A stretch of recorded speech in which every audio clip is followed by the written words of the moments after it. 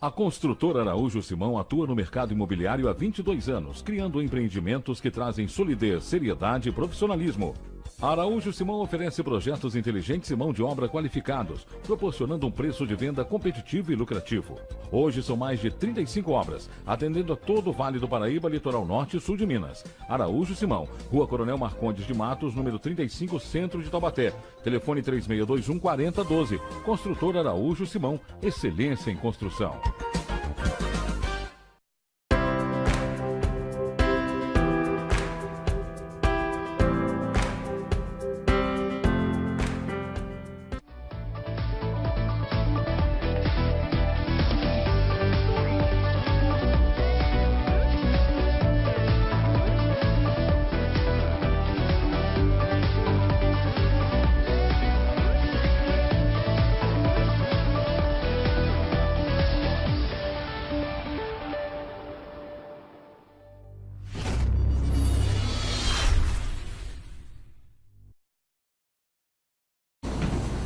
Boa noite, telespectadores da TV Cidade. Iniciamos mais um bate-papo com o Chico Enig, junto aqui hoje, nessa sexta-feira, dia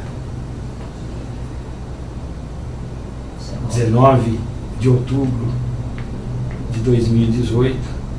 A gente até suspira para falar isso quando a gente vê a fábrica de fake news, o dinheiro de empresários.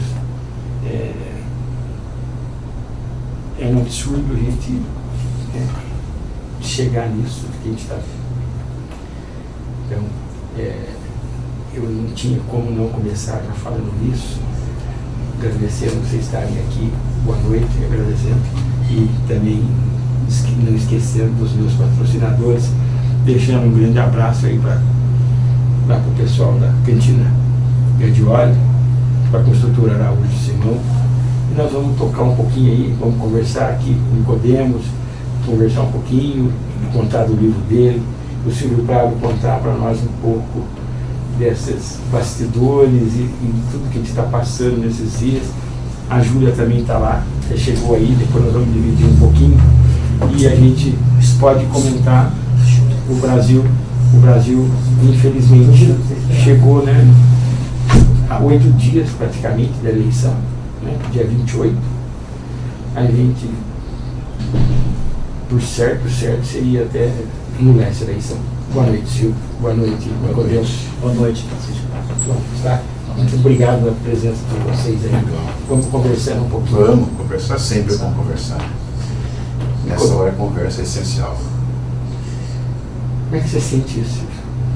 Olha, a sua experiência, você que já foi candidato a prefeito, sim. Você que teve, a gente pode falar um professor, tudo que você está passando. Eu tenho um relato aqui de Taubaté, de hoje à tarde, daqui a pouco eu vou ler para vocês não vão acreditar no que eu tenho aqui. Então, eu digo o seguinte, só mentira produz a mentira, né? Só mentira é capaz de produzir grandes caminhões de mentiras que estão sendo colocadas no WhatsApp e repetida quase bovinamente pela população que acredita em mentira. Agora tem uma coisa, na minha sala de aula, eu lecionava, eu dava um exemplo bastante simples do poder da verdade. Chico, se você está numa sala completamente escura, e se você tira um palito de fósforo e acende, você cria um reboliço naquela escuridão. A escuridão, ela não tem pernas para se sustentar. Ela corre no primeiro contato com a luz.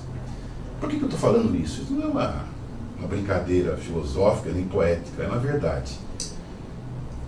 Nós fomos para o segundo turno. A parte democrática do país foi para o segundo turno. E esse processo democrático está avançando quase que silenciosamente para cima da escuridão. É claro que a gente vive um certo momento, uma certa angústia nesse momento, porque é o destino do país que está em jogo. Se a gente abre espaço para a escuridão, a gente vai sair dela daqui 20, 30 anos, depois de muita tragédia. E é por isso que a gente está na rua, e eu falava para o Nicodemos agora, Porque aparentemente a campanha pela democracia, a qual a Haddad representa, parece que não tem visibilidade, mas não é isso não. Eu estou pedindo voto aqui em Taubaté, mas eu sei que deve ter uns outros 500 mil companheiros espalhados pelo país como um todo, também pedindo voto. E não é com dinheiro de empresário, ninguém está montando fake para colocar no WhatsApp, né? Nesse momento aqui, se esse país tivesse um pouco de dignidade, se o seu judiciário tivesse um pouquinho de claridade, né, na mente, essa eleição seria suspensa e os responsáveis pela introjeção de fortuna na produção de mentiras estariam agora nas barras dos tribunais, não é?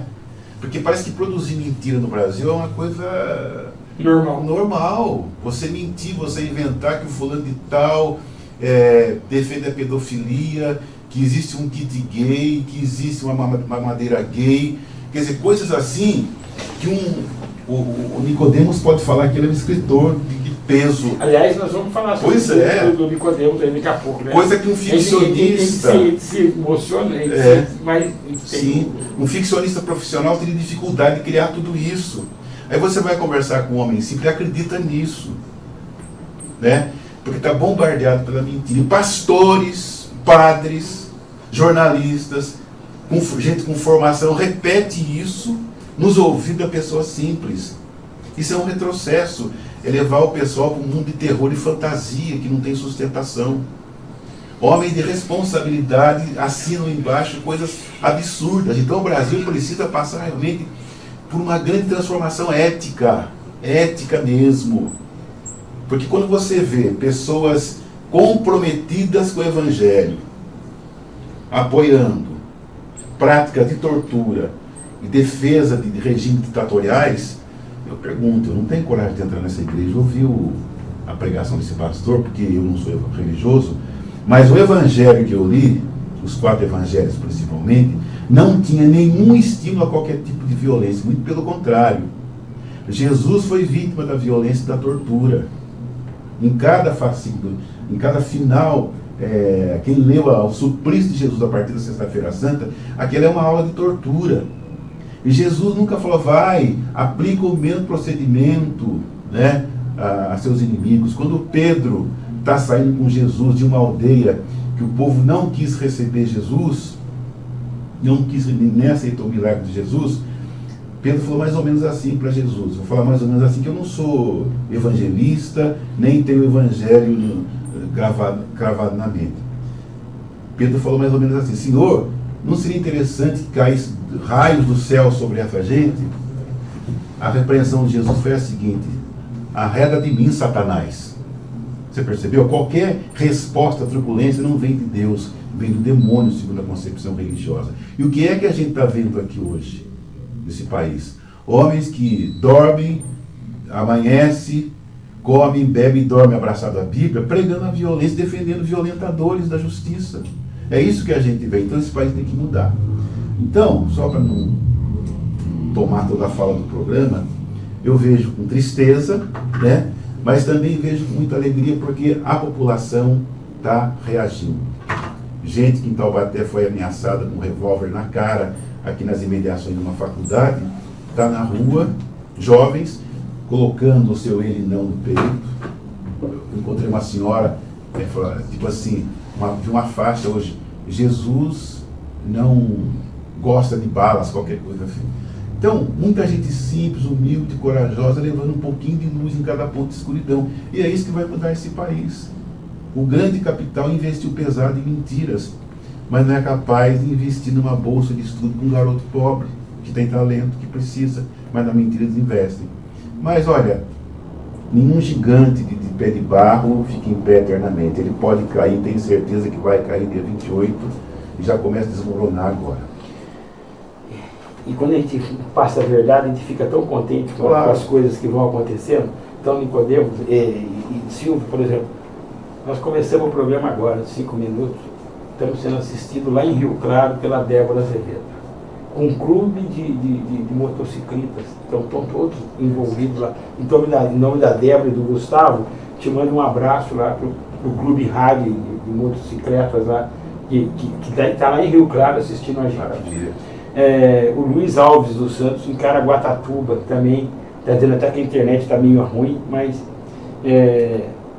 o Zé Antônio Saldi, que foi candidato a prefeito, né? Aí um abração para o Saldi, do nosso posto Pão de Queijo, né? Tem que fazer a propaganda do Saldi um pouquinho aqui. Saldi, ele está aqui mandando um abraço para mim, um abraço para o Silvio Prado e para o Nicodemos, dizendo que está assistindo o programa. Aí, mais um pouquinho, tem que caprichar, porque senão puxa a orelha da gente, né, Saldi? E o Saldi que também está tocando a Rádio Cultura. Eu estou sabendo que está lá na mão dele. Ele não fala nada, que é humilde, mas eu sei que ele está ajudando lá na cultura. Um abração, Saldi. Esse programa, o Salvador era para estar aqui também hoje, está na estrada, está com problema na estrada aí, no congestionamento, mas ele está aqui toda hora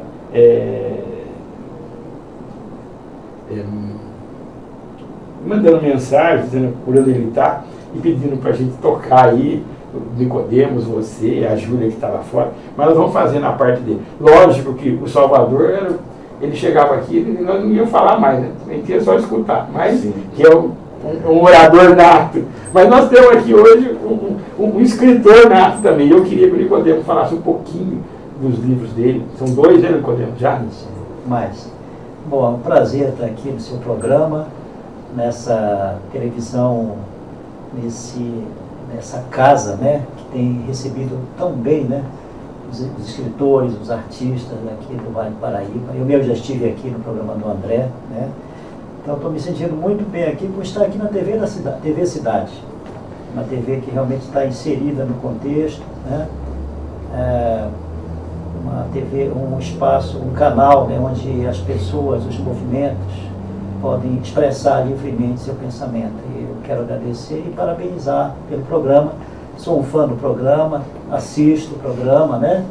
E muito bom o programa, eu agradeço. Bom, eu, como você falou, sou escritor, né? Realmente eu gosto de escrever, eu acho que eu descobri esse talento, né? Esse gosto, né, pela palavra escrita, numa idade muito tenra, com 13, 10 anos de idade. Peguei o gosto pela leitura e de repente estava escrevendo, né? Eu não sou muito bom de orador. Assim, conversar assim entre 3 até que vai. Mas quando eu estou diante assim de 10, 20, 30 pessoas, eu não sou muito bom. Falou bem lá, né? Passando a Terezinha na POSP, ele pegou. É que ele é muito humilde. Ele é humilde. Humilde. Diz que é tímido ainda. Então, eu tenho 5 livros publicados, né? Os 4 primeiros são romances, narrativas longas, né? Mas de dezembro do ano passado a maio deste ano, eu produzi, aliás, saiu através de mim, um poema longo chamado, aqui eu dei o título de Ladrões nos Celeiros, Avante Companheiros, né? Esse livro tem 72 páginas, é um poema longo, né? E ele foi escrito, digamos assim, na luta. Volta um pouquinho só para ele. Na luta. Eu estive... eu fiz uma imersão no movimento social e político nos últimos meses, na virada do ano, né? Nesse contexto de condenação sem provas, prisão, né, do nosso líder proletário, Luiz Inácio Lula da Silva. Estive com ele e outros companheiros, né, sitiado lá no Sindicato dos Metalúrgicos do ABC, naqueles dias tensos, né, e depois fui 2 vezes pelo menos você, Silvio, a Fátima Andrade, a Fátima também esteve com você, a Júlia estava lá, a Júlia que está aí fora, daqui a pouco ela vai estar com a gente para bater um papinho também. Então, o que eu queria dizer assim é que, retomando isso que o professor Silvio falou, né, da questão de que existe uma luta por narrativas, né, na história. E alguém já disse que os vencedores contam a história, né? A história é contada pelos vencedores, né? E nós vivemos mais um momento em que a gente vê claramente essa disputa, né, por narrativas, né? 500 anos do que se chama Brasil, a classe dominante, as elites, né, capitalistas, porque o Brasil já nasceu capitalista. É um capitalismo mercantil naquela época, né? Hoje é um capitalismo mais sofisticado, existe uma indústria, né? Deixa eu só dar uma interrompida no você. Você falou que o Brasil nasceu capitalista e daí me faz lembrar uma coisinha para trás. A presidente Dilma Rousseff foi colocada para fora pelas pedaladas fiscais, pelo menos é isso, né? Sim. Eu acho que a primeira pedalada fiscal no Brasil foi em 1500. 1500. Eu acho que quando o Pedro Vaz Caminha gritou terra à vista, o pajé daqui já gritou para lá, não, pode pagar a prestação mesmo, e começou o problema aí. Não é possível, sabe? Desculpe interromper, mas é um momento, a gente não pode perder a oportunidade de mostrar essas coisas, porque é um absurdo o que vem se fazer. Então, quer dizer, pessoas truculentas, pessoas que expressam o ponto de vista da elite parasitária, dessa burguesia parasitária, que suga, né, a energia do país, uma burguesia que eu considero que não tem mais nenhum potencial revolucionário. Portanto, qualquer tentativa, né, de fazer alianças com a burguesia enquanto classe, pode ser que tenha dentro dessa classe um ou outro indivíduo, né, que ideologicamente se afine com os oprimidos. É possível, né? Mas o que a gente viu é que houve um golpe de Estado em 2016, em que essa classe ela agiu de uma maneira unificada, ela conseguiu se unificar, né, e retirar uma presidenta legitimamente eleita pelo povo brasileiro, com uma desculpa completamente furada, esfarrapada, juridicamente muito fraca, né? E hoje está claro que foi um golpe de Estado. Sim, né? Lógico. E a narrativa, mas a narrativa está em disputa, né? Eles tentam legitimar esse golpe agora com essas eleições. E essas eleições só terão validade para as elites se servir para legitimar. Caso o Haddad venha a vencer, que é o candidato, né, que se alinha com as forças oprimidas deste país, né, aquele que expressa a voz dos excluídos, né, eles vão questionar o resultado e provavelmente não vão aceitar o resultado. Já estão questionando, né, por antecipação, a questão da fraude eleitoral. Você vê que é só a direita que está questionando isso. Nós, que temos teríamos sérias suspeitas, né, sobre fraude, estamos dispostos a aceitar o resultado. Porque nós jogamos um jogo democrático. Uma vez que nós entramos nesse jogo, nós temos que aceitar o resultado. Né? Mas eles não. Então é uma questão de jogo e narrativa. Os vilões querem se passar de heróis. E os verdadeiros heróis do povo brasileiro, né, são tratados como vilões, bandidos, gente fora da lei. Né? Isso foi historicamente. Mas eu creio, sinceramente, que o bem vai vencer o mal. O bem vai vencer o mal. E que, como está aqui no meu poema, o poema tem aqui uma estrofe que diz assim, 4 versos que diz assim: o cinismo e a truculência dos que soterram sonhos não serão capazes de conter os rios subterrâneos. Então, esse país existem os rios subterrâneos. Né? Esses rios subterrâneos, eles estão comprimidos pelas rochas, né, que são construídas pela classe dominante. A classe dominante quer sufocar, domar esses rios subterrâneos. Né? Mas é até uma história, como falou Bertold Brecht. Há um rio que tudo arrasta, se diz que é violento, mas ninguém chama de violentas as margens que o aprisionam. Não é? Isso falou Bertold Brecht. Isso se aplica muito bem ao que acontece no processo social neste momento. Né? A gente vê muito as classes dominantes querendo criminalizar os movimentos sociais, né? Esse rio subterrâneo, né? Esse rio subterrâneo, onde todos os anseios, o pranto, o clamor dos excluídos, né, se reúne nesses movimentos sociais, movimento dos sem terra, movimento dos sem teto, né? Essa massa agrária que não tem assistência médica, né? Os programas sociais que foram implantados pelo governo Lula e Dilma, que estão sendo agora desmontados, né, pelo governo neoliberal de Temer, né? E certamente esse desmonte será aprofundado caso Bolsonaro venha ganhar, né? Quer dizer, esse rio subterrâneo que caminha, sempre caminhou, comprimido pelas rochas da dominação, né? São tratados como rio violento, como águas violentas. E eles sempre tentam, né, comprimir, abafar, eliminar essa resistência desse rio, essa força subterrânea. Então, né? como nós estamos chegando aqui, a gente não fala para a cidade, né? E a gente fala para a cidade, mas cochicha para o interior também. Então, estão pedindo para a gente aumentar um pouquinho a voz na internet. O Benedito Machado está dizendo que o som está... Estamos assistindo, Machado. Legal. E mandando um abraço aí para a gente.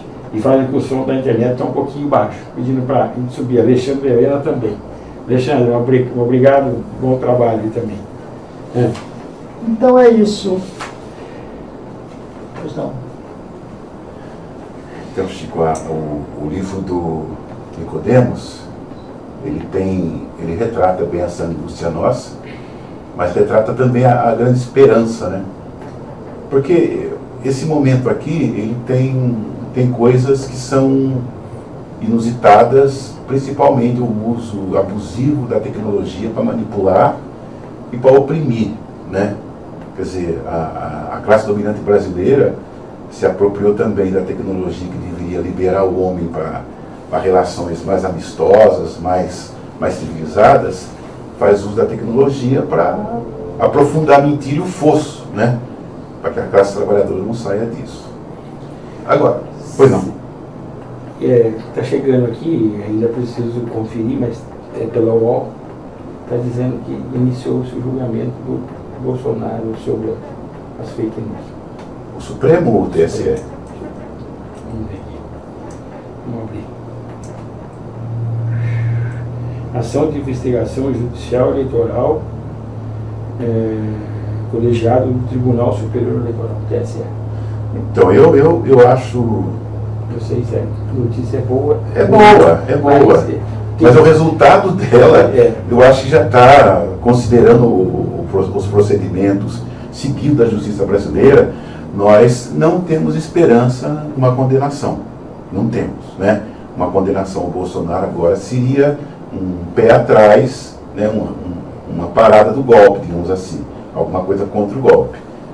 Mas, sei lá, de repente eu não esperava que a Folha de São Paulo, ou qualquer outro jornal, fosse colocar, né? E você chegou a ler, foi, quer dizer... Eu li sobre. Não estou entrando no mérito verdadeiro ou não, mas foi fantástico. Então, foi... cumpriu o papel jornalístico dela, né? Eu não esperava que um órgão de imprensa dos grandes órgãos fosse ter essa postura, que o grande fato seria uma facada no Bolsonaro novamente. É outra facada que ele leva, talvez essa real, né?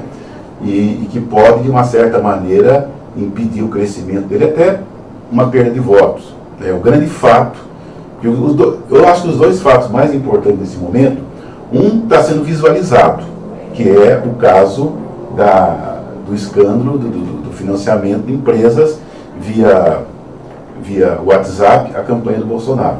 O outro fato que parece invisível, mas também dá um resultado, que está dando resultado já coloquei aqui, é a saída da militância à rua, né? Essa força, talvez esse rio subterrâneo, não é verdade, o que ele colocou aqui, e que já está demonstrando o seguinte, que essa eleição vai ter uma virada.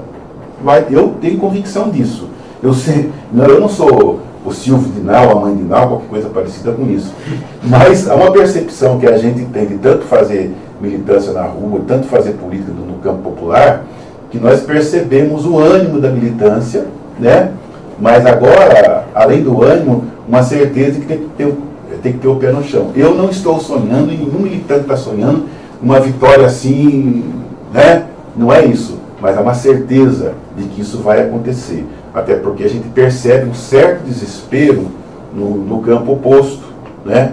Porque é impossível que você minta tanto, que você cometa tanta truculência, e isso não toque a sensibilidade de alguém. Ninguém é tão... O camarada pode ser iletrado, pode não ter doutorado, pode ter até ser analfabeto, digamos assim. Isso não significa que ele não saiba fazer uma leitura dos valores que estão em jogo agora. Eu encontrei em São Luís do Paraitinga um senhor simples. Ele veio conversar comigo e eu conversei e fiquei admirado. Ele falou assim, aquele candidato não, eu temo por ele. E usou até uma linguagem religiosa. Não tem nada a ver aquilo que o cidadão coloca. Na linguagem simples dele, ele fez uma leitura de conjuntura do ponto de vista popular. Não é um caso isolado. Não é. Então, sabe, é um momento assim, né, dificílimo. A gente tem que ter cuidado, né, muito cuidado, tem que ter segurança e cuidado. E nós estamos na rua, onde já está se esgotando esse discurso da violência. O discurso sim, mas a prática da violência sim. Eu presenciei lá no Arouche, né, uma discussão entre um homem de motocicleta e uma transexual. Sabe, não aconteceu nada naquele momento, mas eu desconfio que aquele transexual esfaqueado no Largo do Arouche agora nessa semana tenha sido aquela que eu presenciei em discussão, sabe? Então tem tudo. Aqui em Taubaté um cidadão parece que apontou uma arma ali no centro da cidade para uma estudante de letras, né? Tem essa história também. Também tem. Mas veja só. Eu tenho uma história aqui de hoje. De hoje. Eu só quero mandar um abraço aqui para algumas pessoas que estão nos assistindo, né? A Débora de Porto Ferreira, estamos lá em Rio Claro, Porto Ferreira, estamos arrebentando aí a estrutura. O Silvio Bidinotto Júnior, que está nos assistindo lá em Tremembé, o Júlio Flávio Lopes, cantor da noite, um dos melhores cantores, o Júlio amigo nosso, que vai estar lá no Fritz hoje à noite, num show muito legal lá. Luiz Carlos Machado, meu irmão, né, assistindo, quanto tempo que a gente não se falava, um abração para o Luiz Carlos Machado, meu amigo. Então, vamos deixando alguma coisa. Aqui está chegando a ação de investigação judicial eleitoral, que é do Bolsonaro. Muito obrigado, Jefferson, meu amigo de fé, meu irmão camarada. Já conseguiu imprimir lá fora para a gente e mandar aqui para dentro de primeira. Então, mas posso fazer uma reflexão aqui? Pode. Eu acho que a mentira e a violência estão presentes sempre na história, né? A mentira, né? A mentira, justamente nesse jogo de imposição de narrativas, de versões, né? Porque João Baldo Ribeiro, por exemplo, a epígrafe que ele colocou no grande romance Viva o Povo Brasileiro é muito interessante, que ele diz assim que não existem fatos, existem histórias, né? E o Kurosawa, aquele grande cineasta japonês, no filme Rashomon, ele cria uma situação interessante. O filme é muito interessante, eu acho, por isso, porque é uma narrativa de um fato, né, por vários testemunhas do mesmo fato. E a gente termina de assistir aquele filme e não sabe qual a versão verdadeira, não é? Nós estamos num jogo de narrativas aí, em que a mentira está sendo levada ao extremo nesse processo eleitoral. A mentira. O fake news é a mentira, né, no seu grau máximo. E corremos o risco de termos um resultado eleitoral construído à base de mentiras, né?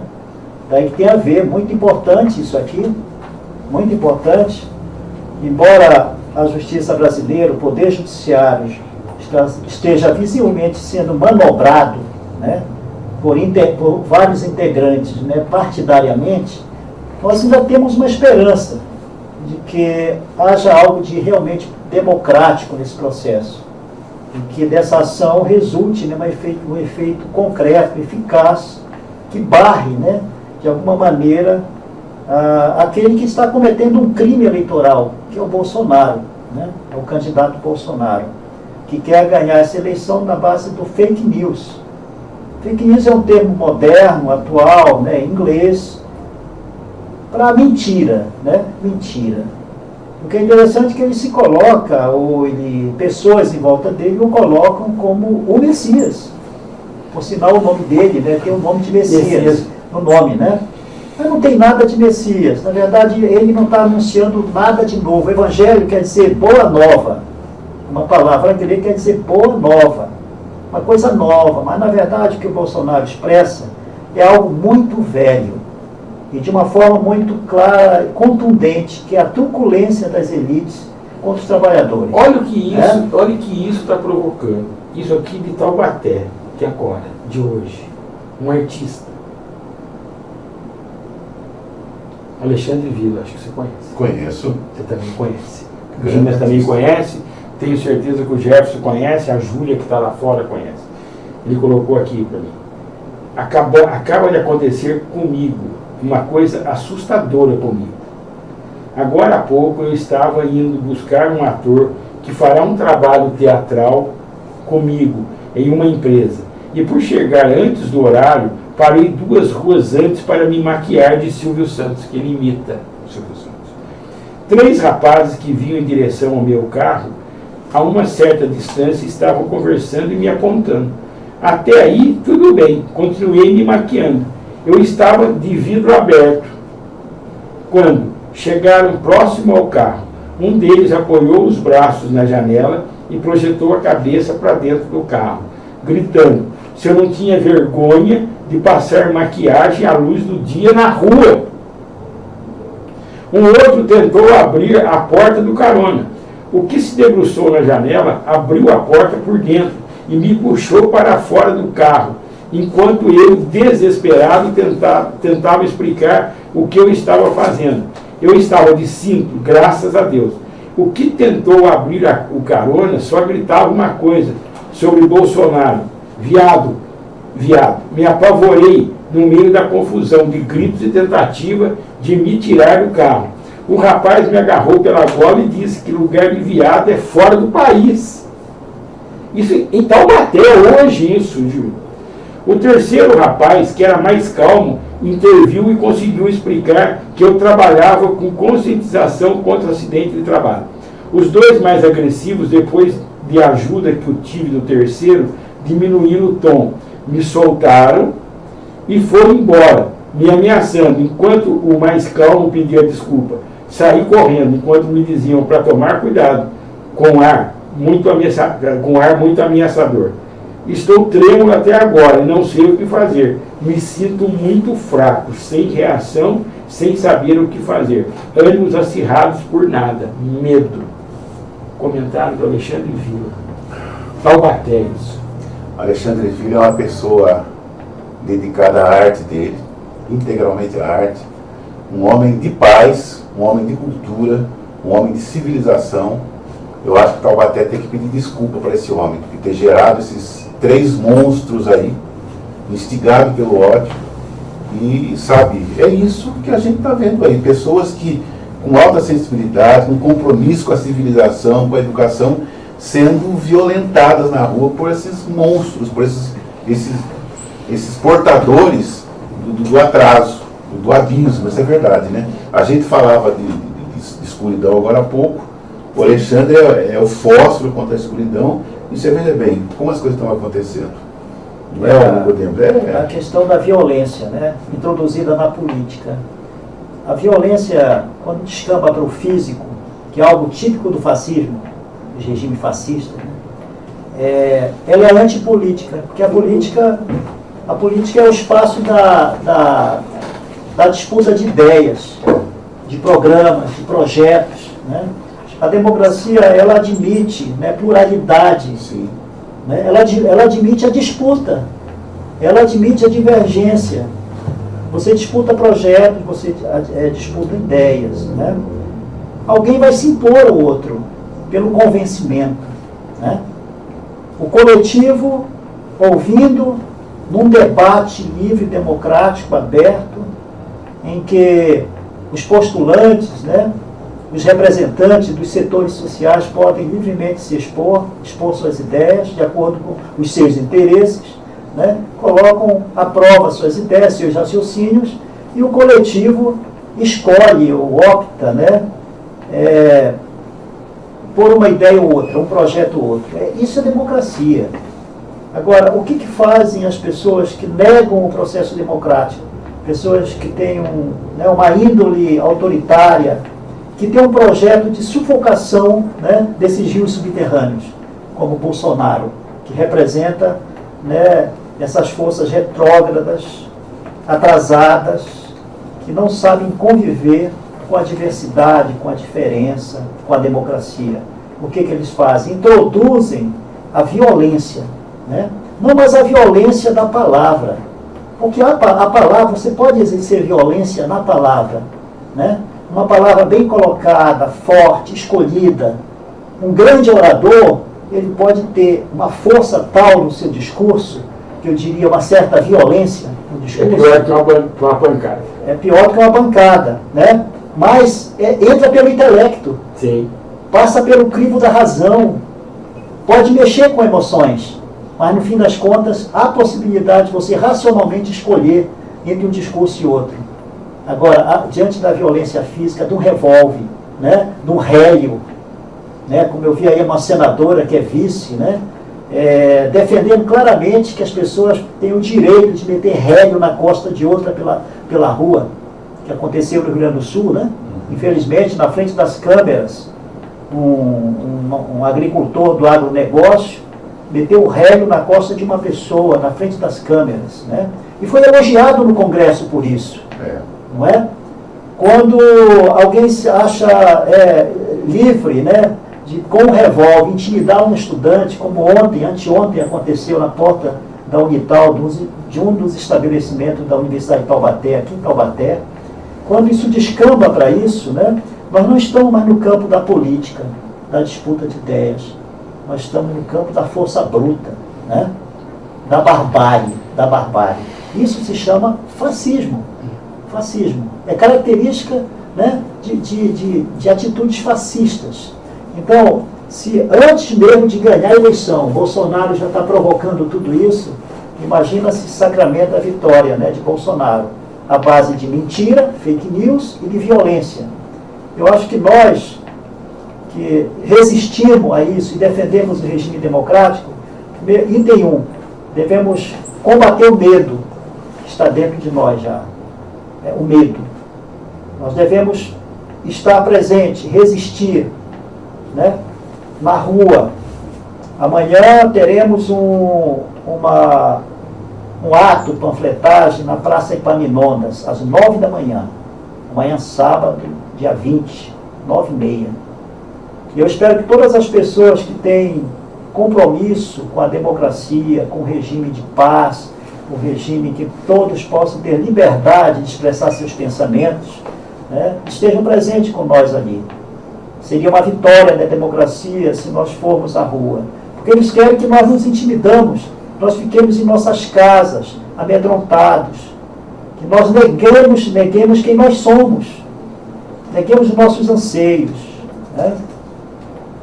Eu precisava chamar o comercial, o Silvio fica comigo mais um pouquinho, e eu depois quero convidar o Nicodemos para um de outro dia, para a gente marcar, para a gente falar só dos livros. Mas hoje não tinha, eu queria falar dos livros só, mas a gente não consegue.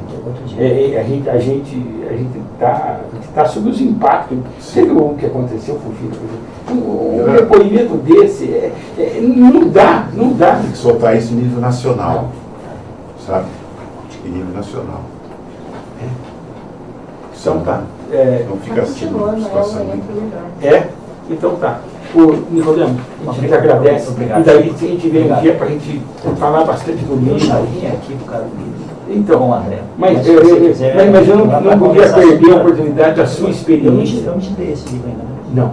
Então, vou te dar esse livro. Mas a gente não pode perder a experiência sua, embora ele fale que seja escritor, ele é um bom orador também. Bom, também sabe das coisas, Sabe porque ele é das coisas. humilde. Ele caminha assim pelo assunto devagarinho, vai chegando lá. Eu conheço. É meu sincero, é meu... Vai comendo mingau quente para Obrigado, querido. Obrigado. Eu vou fazer o autógrafo. Tá bom. Vou deixar de fora. Tá bom. Você me aguarda. Então tá. Já fazer? Pode. Pode vir. Tudo bem? Tudo bem. Vai falando aí. Não. A gente está aqui sobre a emoção de receber Ajuda no Face, ajuda, né? ver, Nossa. tá bem aí, Silvio. Júlia, Como é que tá?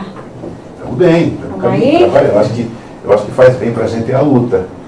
Saber a certeza de que a gente está avançando. As dificuldades para a classe trabalhadora não tem tempo, não tem lazer, né, para quem luta com a classe trabalhadora. Tem essas coisas complicadíssimas que a gente vai desenvolvendo aqui e ali E a maneira como a gente entende o poder é bem diferente da maneira como o outro lado entende o poder.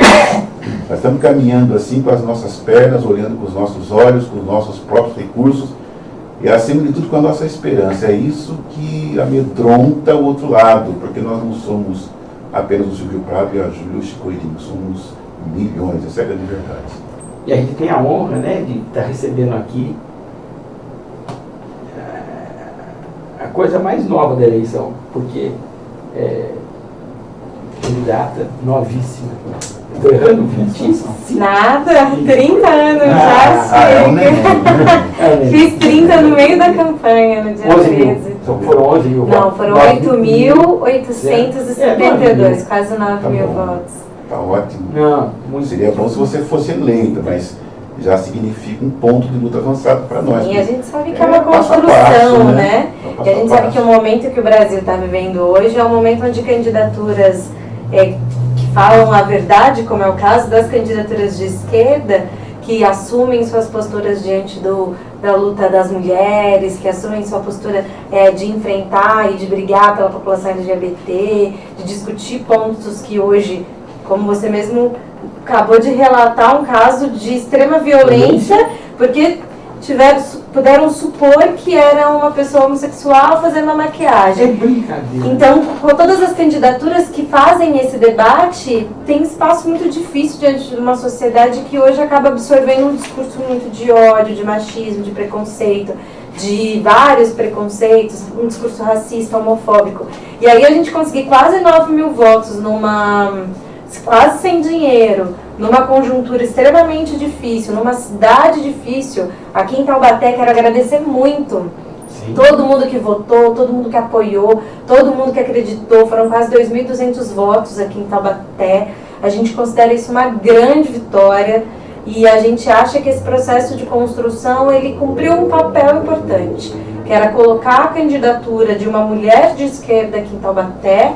Nós tínhamos outras candidaturas, convênios como o Fernando também, que cumpriu um debate fundamental nesse processo, mas colocar a possibilidade da juventude disputar ideias, disputar projetos, disputar propostas, eu acho que isso ficou muito bem colocado. Eu me sinto fortalecida desse processo e eu acho que a luta da esquerda em Taubaté se fortalece com candidaturas de esquerda como eu queria aproveitar e colocar para você aqui, aliás, eu liguei logo no dia 7, mas você já não tinha condição de atender. O Salvador estava lá, a gente queria que você viesse para cá no dia 7, né, no dia da eleição ainda, mas não conseguimos. O Salvador também acabou não conseguindo chegar naquele dia, que foi toda uma confusão. Mas a gente fica muito satisfeito porque é o seguinte, eu vi você tomar posse, né, como presidente. O primeiro lugar que você veio logo depois da posse foi aqui, junto com o Salvador, né? Praticamente contando como é que foi, que você ganhou aquela eleição, você assumiu. Quer dizer, e naquele momento começou, lógico, você já vinha trabalhando, mas você começou a construir. E o que eu escutava? A Júlia é muito novinha, a Júlia não conhece ninguém, a Júlia quando lembravam de você na Vanguarda, na Globo, mas não era a cidade. E o PT em Taubaté acabou. Com o Salvador e com a Vera Saba, acabou. O PT vai demorar muito. Não demorou nada. Tivemos aí 9 mil votos para você. E a gente acha que o PT em Taubaté hoje ele está conseguindo se colocar com todas as dificuldades, os ataques que a gente sofre. A gente tem um partido consolidado, temos uma direção. A gente conseguiu uma coisa que é importante reforçar, viu, Chico? Eu sempre gosto de falar. Todo esse projeto ele não foi construído sozinho. A gente teve o apoio do movimento sindical, que se coloca dentro de um processo de construção muito importante. Sindicato dos metalúrgicos, sindicato dos bancários, outras categorias, né, que ajudaram bastante, promotores de venda. A gente teve os movimentos populares, o MST extremamente engajado nesse processo de construção. Eu não estou falando da minha candidatura não, mas o processo de construção da esquerda, né? Muitas vezes eu e o Silvio, a gente se encontra em espaços de sindicatos, como a POS, o próprio metalúrgico, que mostra que nesse momento que a gente está vivendo, ou a gente se abraça, ou a gente se une, ou a gente encontra a nossa convergência desse processo, ou se a gente fragmentar, fica muito difícil, não é hora para fragmentar. Por isso eu me sinto sempre muito honrado de... É a segunda vez seguida que eu venho aqui dividindo um espaço com um companheiro do PSOL. Da última vez que eu estive aqui foi com o Fernando, e agora com o Silvio, porque nós estamos sendo já, desde o processo de golpe principalmente, acho que de forma mais fortalecida, né? Antes, né, do golpe, né, Silvio? A gente se aproximou muito por uma defesa da luta da classe trabalhadora aqui em Taubaté. E eu acho que essa é uma aproximação política, mas muito mais do que de instituições partidárias que se coligam ali na luta, mas de pessoas que se entendem enquanto classe trabalhadora e que entendem que é preciso somar e não dividir, né? A Júlia hoje, né, está representando o nosso Salvador Cunha, que não pôde vir também, né? Ele tá na estrada, ele está aqui, ele me pegou todo um congestionamento em São Paulo, ele teve um monte de problema hoje na Assembleia, aí acabou saindo e ficou. Ele está monitorando, toda hora está colocando, já estou em tal lugar, a gente sabe que não vai conseguir chegar. Mas do coração da gente, né, o Salvador é uma pessoa que... Essencial para nós. Que tem vários recados para ele, né, do pessoal que ele não está aí, mas depois você vai passar. O Mário Mestem, que era dono do Fino, fez questão de deixar um abraço para ele. O Clóvis Yassuda deixando um abraço para ele.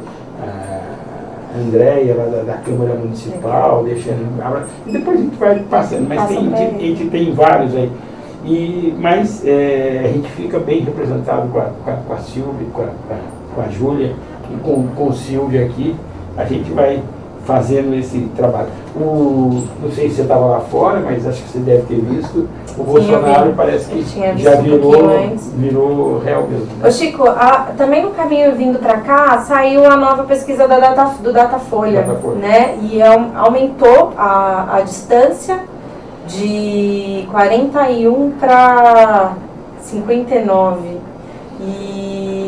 E aí algumas pessoas falam, ai Júlia, eu tô desmotivado, tô achando que não vai dar pé, porque essas pesquisas, porque na rua. E eu quero usar esse espaço aqui para dar um recado para a população.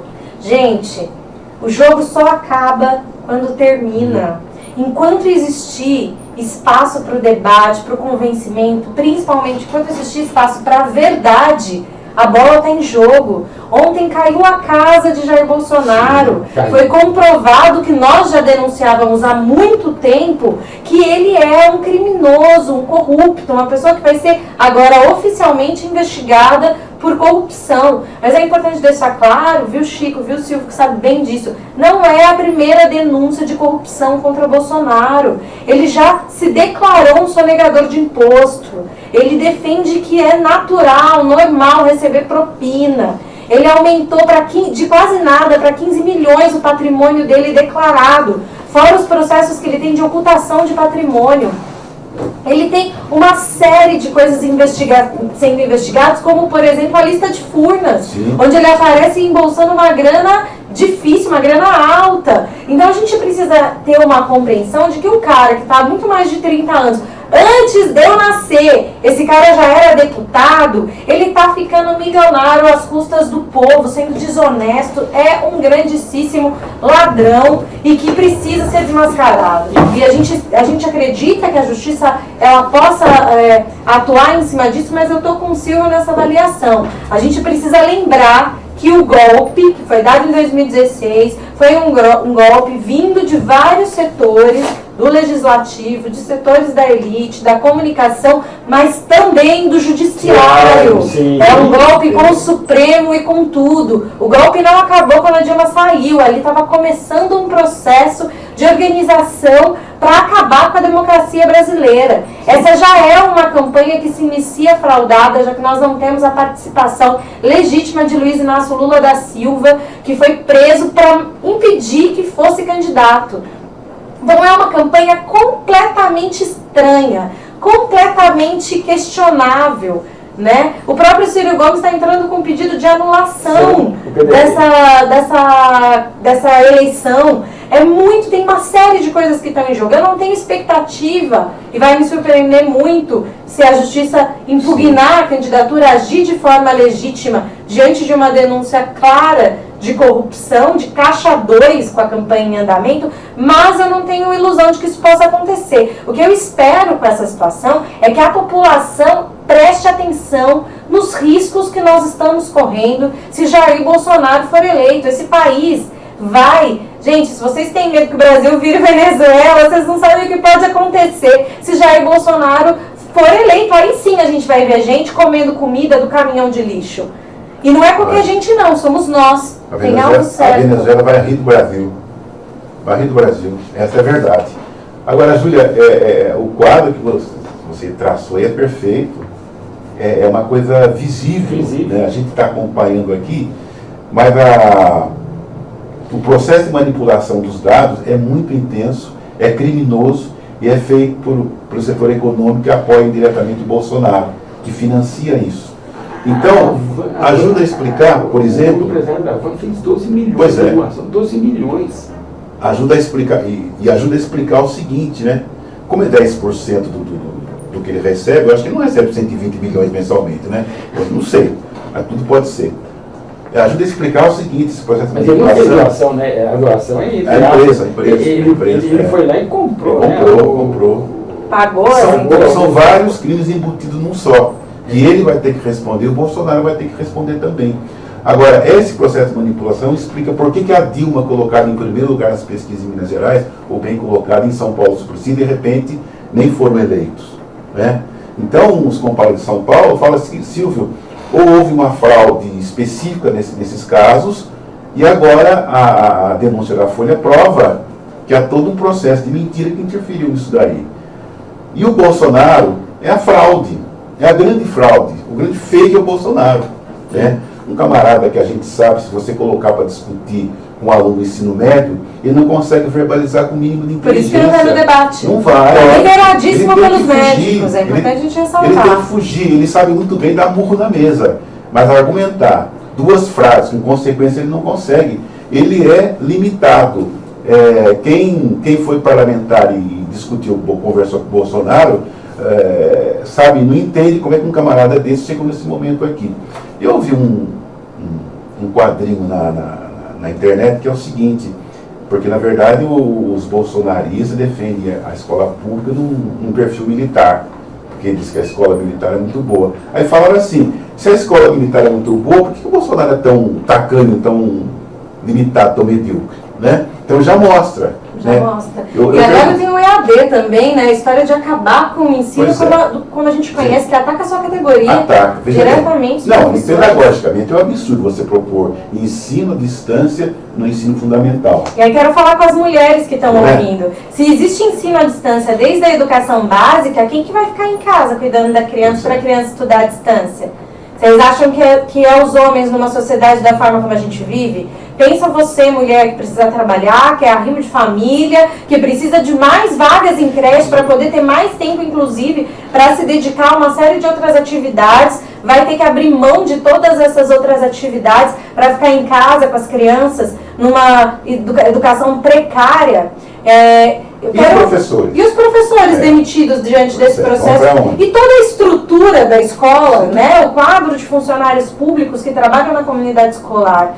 Gente, o que está acontecendo é grave, mas eu quero falar também com quem já está convencido desses argumentos todos, com quem já é Haddad. Ainda dá tempo, mas a gente tem algumas responsabilidades. Amanhã, às 9h30 da manhã, nós estaremos na Praça do Epaminondas, eu estarei, o pessoal do PSOL vai junto, vai, todo mundo vai. Você vai, Silvio? Opa! A gente vai estar com uma banquinha de material e muito mais, é uma banquinha de diálogo. É um espaço para quem está indeciso, quem está em dúvida, quer discutir um pouco, é conversar civilizadamente, não é para ir lá agredir ninguém, bater em ninguém, rasgar coisa na cara dos outros. Nós estamos à disposição para o diálogo, abertos ao diálogo. Quem quiser ir lá e estiver indeciso, a gente vai receber, a gente vai conversar de braços abertos, né, Silvio? Para explicar e contar as verdades do que está acontecendo. Se você quiser buscar um pouquinho de material, praguinha, adesivo de carro, panfletinho, também pode passar lá para buscar com a gente amanhã. E aí aproveita para levar no domingão no almoço de família, para conversar melhor com a sogra.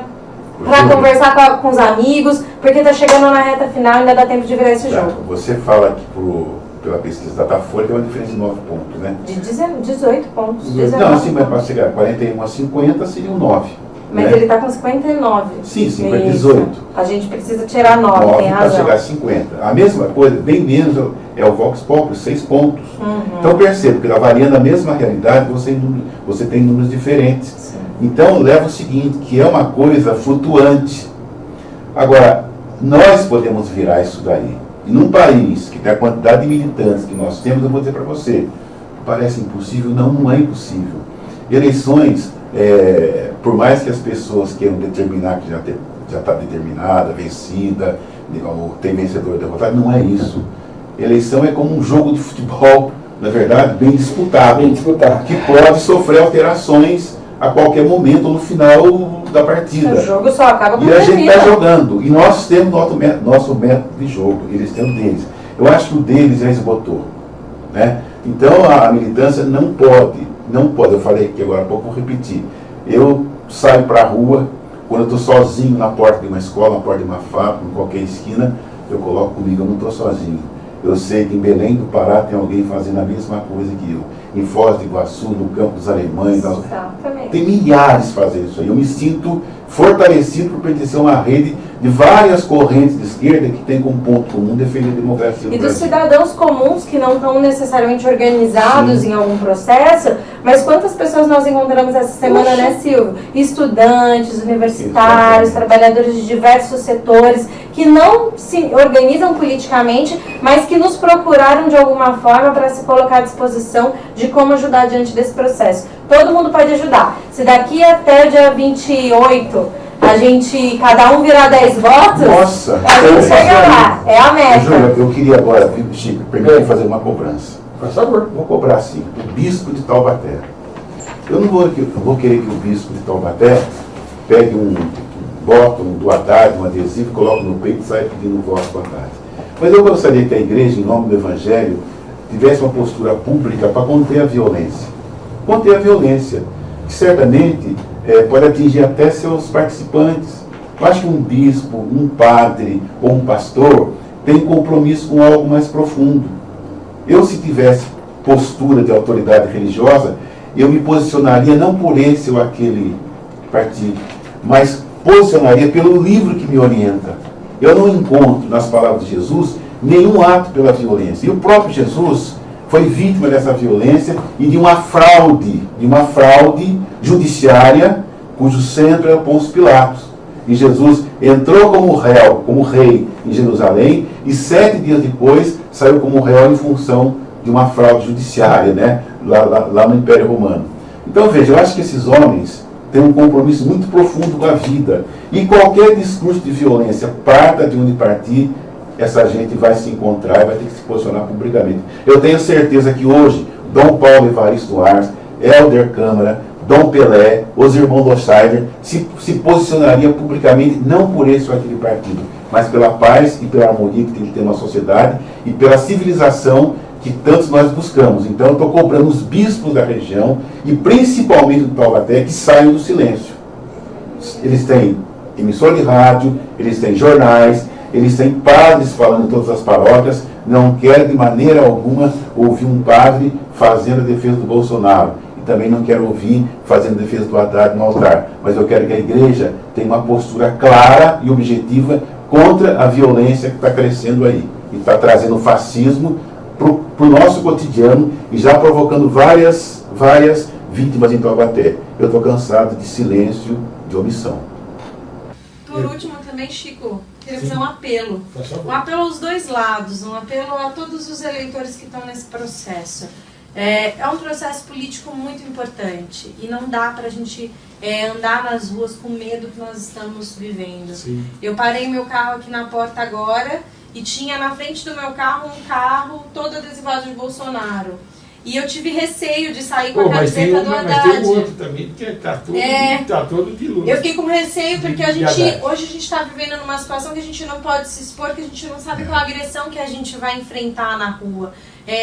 Já tivemos o caso da Unital, que foi relatado aqui por vocês. Tivemos outros casos de quase atropelamento, casos de perseguição de companheiros que estavam com adesivos no carro pela rua. Então, gente, se é aquela violência que vocês estão militando, a gente entende que esse não é o espaço da cidade para vocês. A nossa cidade, o que a gente pede é que seja uma eleição baseada em proposta, em pauta, em democracia, em diálogo e não em violência. Faço apelo para todo mundo, porque às vezes tem eleitor de todos os lados que perde a cabeça de qualquer candidato, né? E o apelo que eu faço aqui é para que as pessoas tenham paz diante desse processo. Mesmo sendo quase impossível que um candidato que estimule o ódio, que estimule a violência, que estimule o armamento possa contribuir com isso, mas a gente faz o apelo para o que tem de mais humano na população. A gente está no final. Eu quero só dar um recadinho aqui do Império e Boêmios do Morro, vizinho do Silvio, Isso, bem do lado. O Silvio dá para amanhã, dia 20, a partir das 7h30, a apresentação do samba enredo da escola do Silvio lá, do seu vizinho. Muito samba e pagode. Presença do Homem de Ferro, acho que é grupo sem AK, sem asas. Acho que é isso. Eu acho que é. Também não entendi muito bem. Agora, isso é o samba enredo. E agora, quem poderá nos defender? É um samba enredo de amanhã. Eu queria que vocês dois se despedissem, porque nós estamos, né, nos finalmente. Rapidamente, obrigado pelo convite, parabéns por manter esse espaço aqui em defesa da democracia e juízo para todo mundo. Se nós trazemos um pouquinho de medo no canto do coração, o corpo inteiro está repleto de coragem. Não é o medo que vai impedir que a gente faça a militância, mas é a coragem de vencer o medo que vai fazer com que a gente aponte um rumo digno para esse país. É isso, obrigada de novo, Chico, obrigada, Silvio, pela companhia. Gente, vamos junto, vamos virar esse jogo, é a Haddad 13 com a Manuela, é uma campanha pela paz. Até a semana que vem. Um abraço a todos. Obrigado.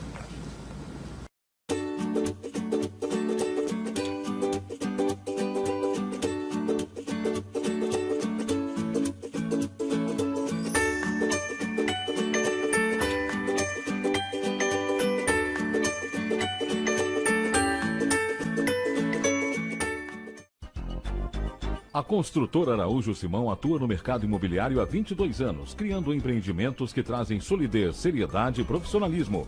A Araújo Simão oferece projetos inteligentes e mão de obra qualificados, proporcionando um preço de venda competitivo e lucrativo.